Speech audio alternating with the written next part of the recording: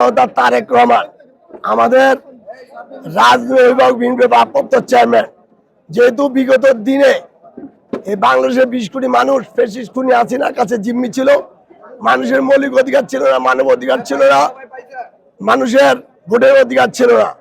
তাই দীর্ঘদিন মুক্ত অবস্থায় তারেক রহমানের জন্মদিন পালিত হচ্ছে। তাই তারেক রহমান বলছে তার জন্মদিনে কোনো জাঁকজমকপূর্ণ কেক কাটা আনন্দ কোনো পরিবেশ না হয়, যদি হয় মিলাদ মাহফিল দোয়া মাহফিল করার জন্য।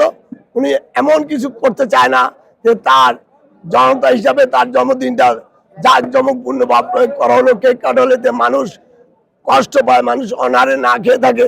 অতএব উনি চাচ্ছে তার জন্মদিনটা সাধারণ মানুষ যেভাবে পালন করে সেভাবে পালন হোক। অতএব তারেক রহমান তার এই জন্মদিন জাঁকজমক এবং অনাম্বর অনুষ্ঠান পালন না করে সে বড় মনের অধিকারী, যে জনগণের কাছে পড়েছে, এটাই বড় কথা।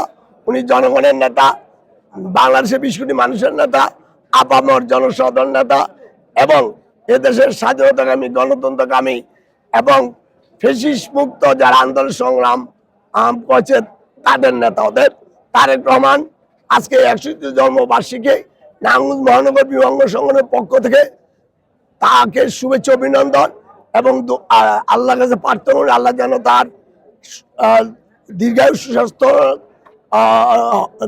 সুস্বাস্থ্য কামনা করছি।